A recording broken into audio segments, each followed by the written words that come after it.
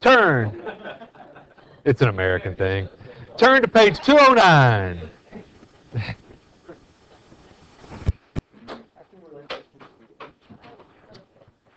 Page 209, a summary of curve sketching. That's nice because when there's a summary, there's very often not a whole lot of new stuff. So, not a whole lot of new stuff. It does mean there's a test looming. That's true. So far, you have studied several concepts that are useful in analyzing the graphs of a function. X-intercepts and Y-intercepts from pre-cal and even younger, where you find where it crosses the X-axis and the Y-axis. Symmetry, that's probably pre-cal. Domain and range, that's 5th grade. All right, and then stuff that we've done. All right, continuity, vertical asymptotes, differentiability, relative extrema, concavity, points of inflection, horizontal asymptotes, limits at infinity. Okay, so there's a lot of things to do here. Guidelines for analyzing the graph of a function. Determine the domain and range of the function, especially the domain, and especially if it's not a polynomial function. All right, you've got square roots in there or trig functions in there, then you do have to worry about where the x's are. Determine the intercepts. We don't worry about intercepts all that much.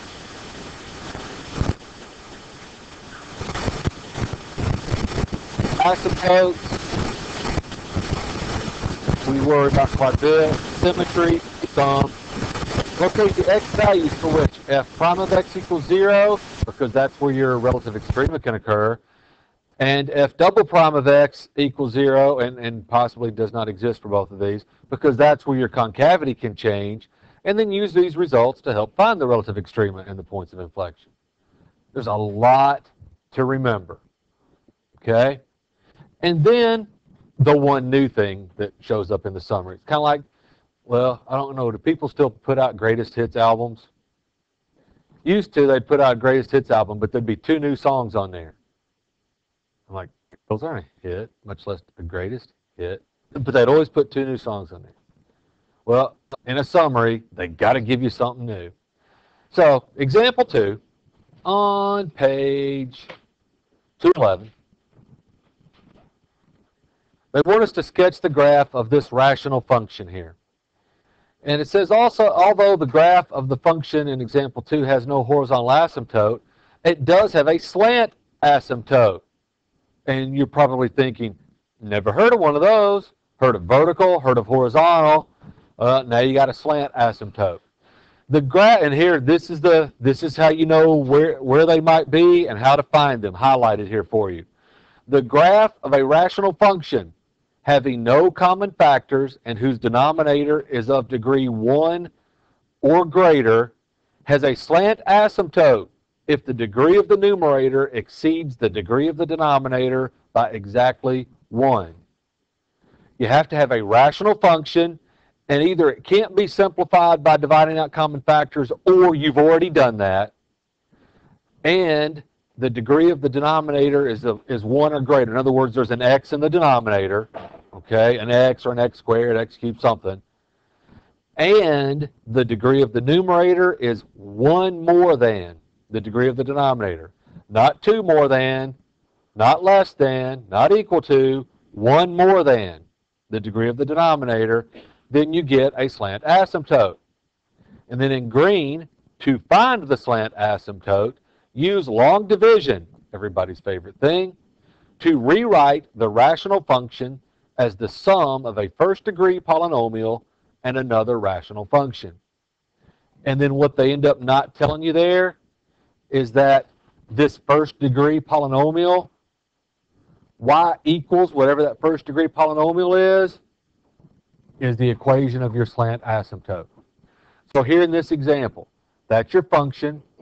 They divide the top by the bottom to get this, and then y equals that first degree polynomial, y equals x, is the slant asymptote.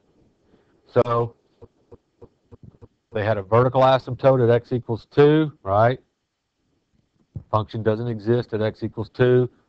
there or there, non-removable, vertical asymptote there, slant asymptote at y equals x, and you can, you only got a couple of options then. Could look like that or that, but, you do a little work with your function, find the concavity, and boom, you got it. Now, you may be wondering, how did they get from there to there? Let me show you. I would write this down if I were you.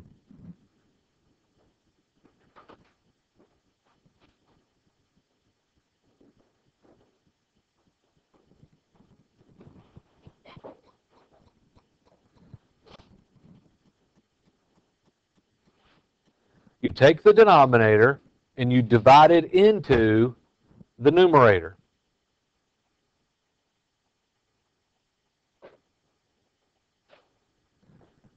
All right?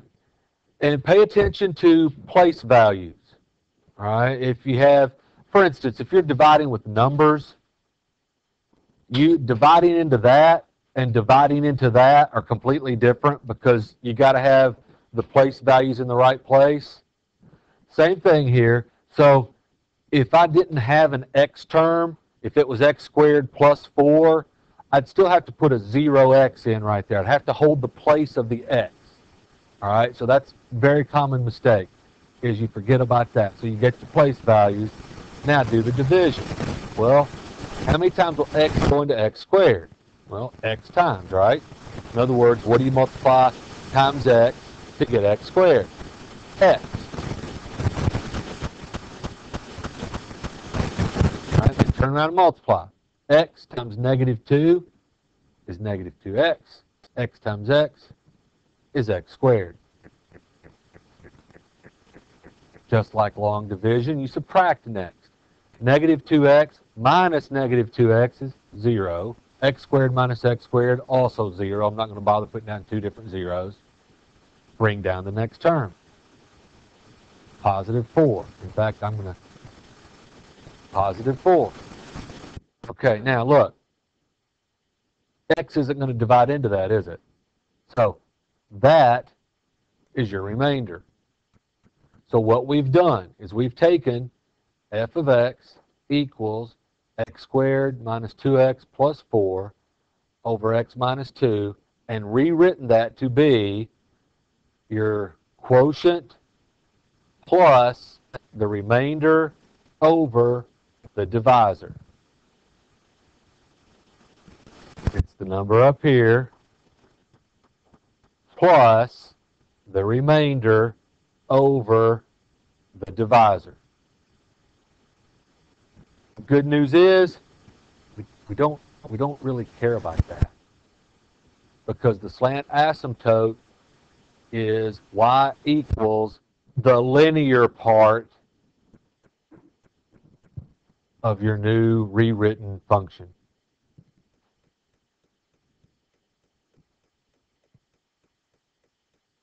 So you get to do long division. That's the upside. All right. So here's what you need to be doing. You need to be able to find extrema using the first or the second derivative test, whichever one makes the most sense. And if you're not told which one to use, do whichever one seems to make the most sense for that particular function. Find the concavity. So you'll be doing the test for concavity. So look, you're going to have to find the first and second derivatives, aren't you? And you're going to have to be able to find critical numbers. And you're going to have to be able to find possible points of inflection. Then look for asymptotes. You'll have a vertical asymptote where f has a non-removable discontinuity. In other words, the denominator equals 0 and that cannot be removed. You'll have a horizontal asymptote. If the degree of the numerator is less than the degree of the denominator, then y equals 0 is a horizontal asymptote. That's from last section. If the degrees of the numerator and denominator are equal, then y equals the limit of f of x as x approaches infinity is a horizontal asymptote. In other words, remember the ratio of the lead coefficients? So y equals that is a horizontal asymptote. Then another possibility for horizontal asymptotes, or when we found those limits, was that the degree of the numerator is greater than the degree of the denominator. If the degree of the numerator is 1 greater than the degree of the denominator, we get a slant asymptote. If it's 2 or more greater, then there's no asymptote at all. The function just goes to infinity as x goes to infinity. So a little bit of refinement over what we talked about in the previous section here with that. And I'll give you a chance to write that down.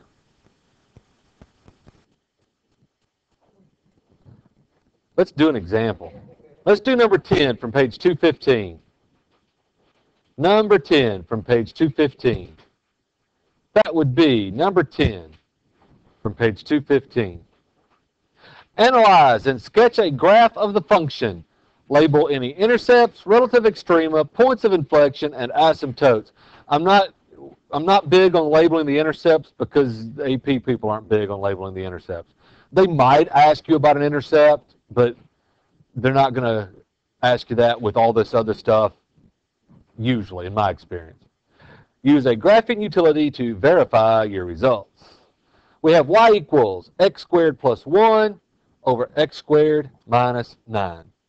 Now, we need to do all the stuff we've been doing with first derivative test, second derivative test, test for concavity. So we're going to need the first derivative, we're going to need to find critical numbers, we're going to need the second derivative, we're going to need to find the possible points of inflection, and then do whatever test we decide makes the most sense for extrema and all that. The part that you're going to forget, so it's the part I usually do first, is deal with the asymptote.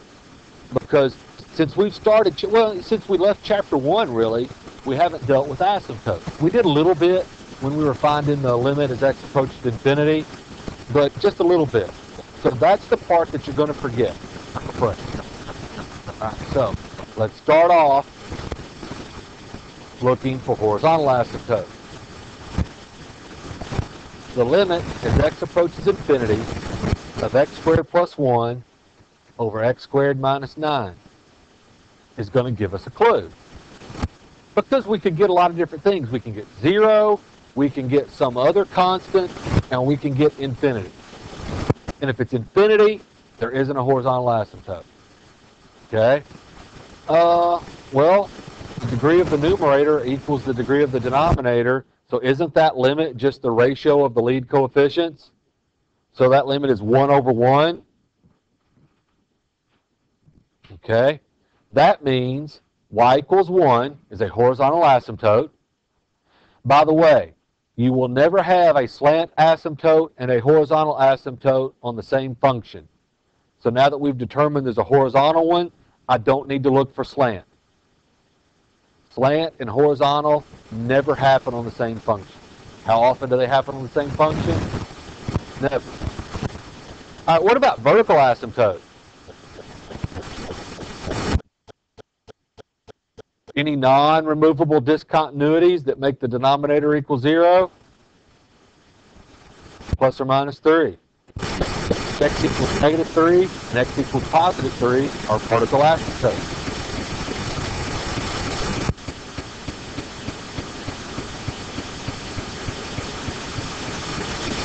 Now, you don't have to write this part down yet. But look, we already know a lot about what this graph looks like. We've got a horizontal asymptote at y equals 1. We've got a vertical asymptote at x equals negative 3, and another one at x equals positive 3. Okay, so we know a lot about what the thing is going to look like. It's going to look weird. Okay? All right, what should we do next? This is calculus class. Let's find the derivative. Let's use the quotient rule. So y prime equals, and that'll be the bottom, x squared minus 9, times the derivative of the top, and the derivative of x squared plus 1 is 2x, minus the top, x squared plus 1, times the derivative of the bottom, the derivative of x squared minus 9 is 2x, over the bottom, x squared minus 9, squared. And let's simplify and see what happens. So, if you distribute this 2x times x squared is 2x cubed, 2x times negative 9 is negative 18x. with your other parentheses, distribute the 2x and distribute that negative. So negative 2x times x squared is negative 2x cubed, and negative 2x times 1 is negative 2x. Leave your denominator alone. Combine like terms in your numerator, and what do you get?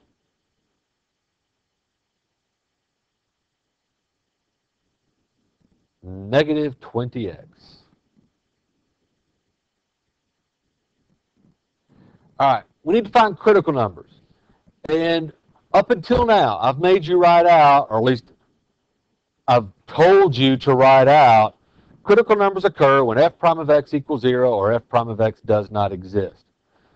All right, we don't have to write that out anymore, but you have to think it. If the derivative equals 0, that means negative 20x equals 0. What critical number do you get? X equals 0, right? Now, about the f prime of x does not exist. That's going to be, if I set x squared minus 9, quantity squared equal to 0, I'm going to get 3 and negative 3, correct? So the derivative does not exist when x equals 3 or x equals negative 3. Well, guess what? Neither does the function, because we've got vertical asymptotes there. So can there be a max or a min where the function is not? No. So I don't have to deal with that. Okay? So the only critical number that's going to matter, the only true critical number, is x equals 0. So if there are any relative extrema, I guess I should say if there is a relative extremum, it occurs at x equals 0. Huh? Why is it x equals 0? Because if the derivative equals 0, the numerator equals 0. Okay? All right. They ask us about concavity and all that good stuff, so we should find the second derivative. Oh, and I wrote out x equals negative 3 and x equals 3 are not in the domain. Do that. I wish I hadn't forgot that, because do that. That shows the grader, whether it's me or an AP person or a college professor, that you didn't forget about that, that you just knew that you knew you could discard that. Not that you forgot about it. You thought about it and said, nah, nothing's going to happen there because the function doesn't exist there. Okay? And now let's get the second derivative. So, good old quotient rule again. So that's what I'm taking the derivative of, what I just put the little red box around. So the bottom, x squared minus 9, quantity squared, times the derivative of the top, negative 20, minus the top, negative 20x, times the derivative of the bottom, chain rule, that's u squared, so the derivative will be 2u times the derivative of u. So 2 times x squared minus 9 times the derivative of x squared minus 9 over the bottom squared. And when you square something squared, you get it to the fourth now.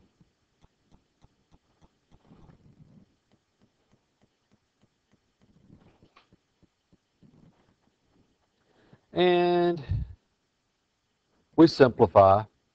Notice that I left a factor of x squared minus 9, so I didn't simplify by multiplying everything out. I simplified by multiplying certain things out. So, tell me, why did I not multiply those x squared minus 9s out? Because I'm going to divide one of them out with that x squared minus 9 to the fourth in the bottom. See where I'm going with that? So, in front of the minus sign, I just rewrote it, put the negative 20 in front, then the x squared minus 9 quantity squared. And then behind, all right, I'm going to leave the x squared minus 9 alone, but then I'm going to multiply all the rest of it out. So I've got minus and negative, so I'm going to get a positive. Then I need to multiply 20x, 2, and 2x, and get 80x squared. Okay? With me? All right, since I didn't multiply that x squared minus 9 out, I'm going to factor it out. Okay? I can also factor out a 20. I did. I don't know that I have to. It's one of those things where, you don't really know if you ought to factor out the 20 until you've already worked the problem. And so just either factor it out or don't, and then let's see where it takes us. So I'm going to factor out a 20, and I'm going to factor out an x squared minus 9.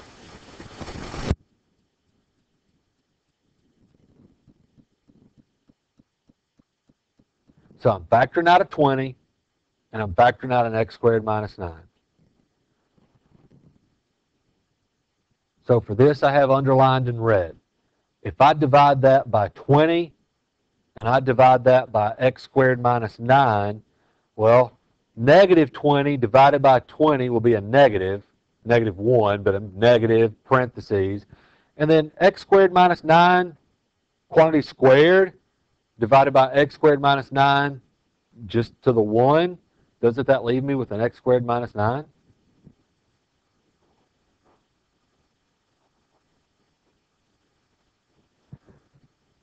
And then behind the plus sign, what I have underlined here in blue, 80x squared divided by 20 would be 4x squared. And then x squared minus 9 divided by x squared minus 9 is 1. I didn't bother writing down times 1. If you want to write times 1, go ahead. I didn't take out the negative. I could have, but I didn't. So see, that negative is there. Okay. I did take it out to start, but I erased it. Maybe that's what you're seeing. Leave the bottom alone. All right, there's two things I want to do. I want to divide that x squared minus 9 into the one in the bottom, and when I do, I'll get an exponent of 3, correct? And I want to simplify what's inside my bracket. So leave the 20 alone. The x squared minus 9 gets divided out. Inside the bracket, distribute that negative for the parentheses. That'll be negative x squared plus 9 plus 4x squared. In the bottom, that's now an x squared minus 9 quantity cubed.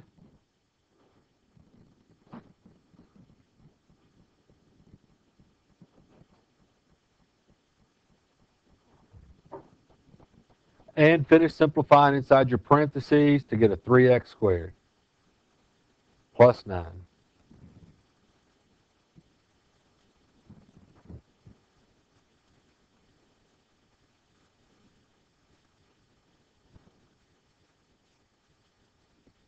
I really didn't see this coming, but I can factor that numerator again, can't I? Take out a 3 from the parentheses. So I kind of did this all in one step. I'm going to take out a 3, and then once I take it out, don't I need to multiply it by the 20? So I'm going to turn that into a 60 times the quantity x squared plus 3.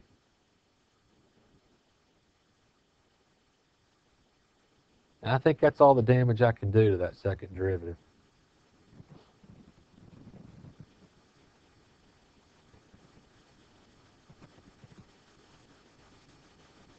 All right. Before we would write out points of inflection may occur when f double prime of x equals 0 or f double prime of x does not exist. Look at the does not exist for a minute. The function didn't exist at x equals negative 3 or x equals 3. So neither did the first derivative, so neither does the second derivative. So the concavity can change there. The function doesn't have to exist for the concavity to change. Now, how can that be? Well, maybe it's concave up there, concave down there, that kind of thing. That's fairly likely from having asymptotes like that. Or it could be, down there, up there, all right? It might not be. It might be down, down, down. I don't know. But the concavity can change at the vertical asymptote. Okay? Well, then what about the numerator? Does that numerator equal 0? No, because that'd be x squared equals negative 3, so x would equal the square root of negative 3. No such thing. Okay? So that means that the concavity might change at x equals negative 3 or x equals 3.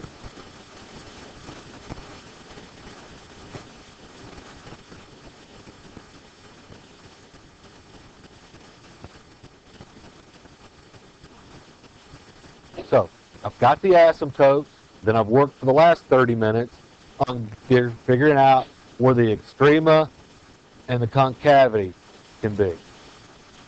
All right, you want to do the first derivative test or the second derivative test? Second derivative test. I mean, look, we just took half of our life to find the second derivative. Let's use it if we can. Man, I'm going to be ticked if it doesn't give me anything. That's going to stink so bad. But it's a risk we take. Second derivative test.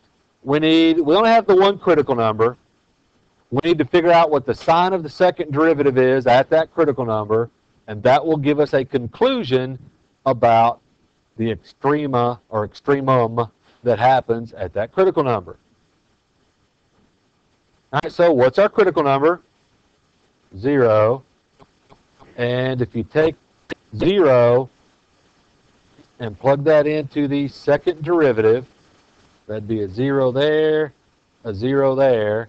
The numerator would be positive. The denominator, all right, inside the parentheses is negative, and a negative number with an odd exponent is still negative. So positive divided by negative, second derivative is negative. When the second derivative is negative, where the first derivative equals 0, that's a relative maximum. So we have a relative maximum at x equals 0. Let's figure out what that maximum value is. So you take 0 and you plug it into the original function. 0 there, 0 there, and what do we get? We get negative 1/9, don't we? So f of 0 equals negative 1/9 is a relative maximum. Or you can put the point, 0, negative 1/9 is a relative maximum. Now, the word relative is going to be important here once you see this graph. Again, you don't have to draw this yet, but so right there's our maximum. Okay? All right, concavity is going to help a lot. So let's do the test for concavity. Oh yeah, this one takes up a little space. Should have worn it. Probably. Babies. See it worse? It's a little worse. Slant asymptotes are a little bit worse. Let's see. There's only 78 problems in this section. So no more than 78. All right, test for concavity. You need an interval, you need a test number, you need to find the sign of the second derivative, then you need to reach a conclusion about the concavity of function. The intervals are not made with critical numbers, they're made with your possible points of inflection. Or they're made with where the concavity might change. So they're made with the x equals negative 3 and the x equals 3. So let's make our intervals. Let's go from negative infinity to negative 3, from negative 3 to 3, and then from 3 to infinity.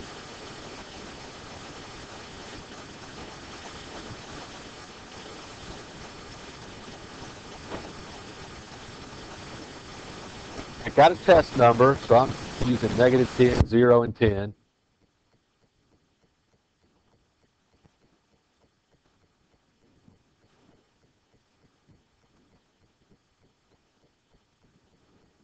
Now, make sure you go to the right place to figure out the sign. It's the sign of the second derivative that's going to clue us in here. So if I go to the second derivative and I plug in a negative 10 there and there, what's the numerator going to be? Positive or negative? Positive. What's the denominator going to be? Positive or negative? Positive. So what's the second derivative going to be? Positive. If the second derivative is positive, that means the first derivative is increasing, which by definition means our function is concave upward.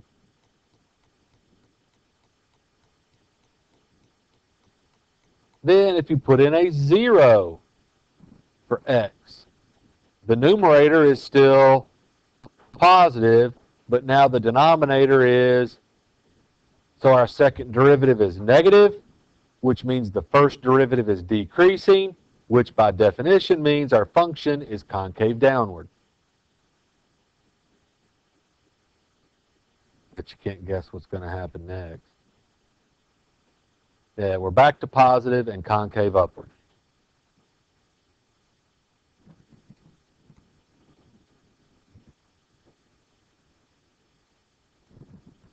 And now we do need to make our graph. So this is the whole point of this. So make your XY plane. Put a horizontal asymptote at y equals 1.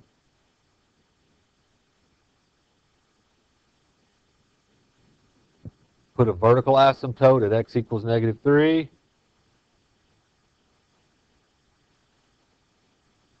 And x equals +3.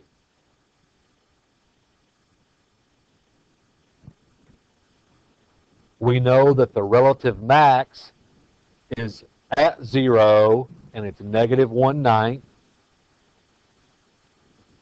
There's that. Then the concavity tells us everything we need to know. Okay? If from -infinity to -3, our graph is concave upward, can it be down here anywhere? It can't, not and follow those asymptotes. So for the graph to be concave upward from -infinity to -3, it's got to look like that. Then from -3 to 3, it's concave downward. Not only is it concave downward, it has a relative maximum at 0, -1/9. So doesn't it have to look like that? And then concave upward from 3 to infinity, to follow your asymptotes, it's got to look like that.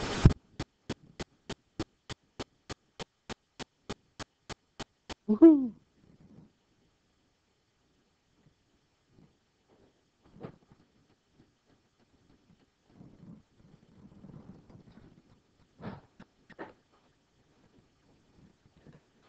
So get that done. Those of you at KYA, get that done.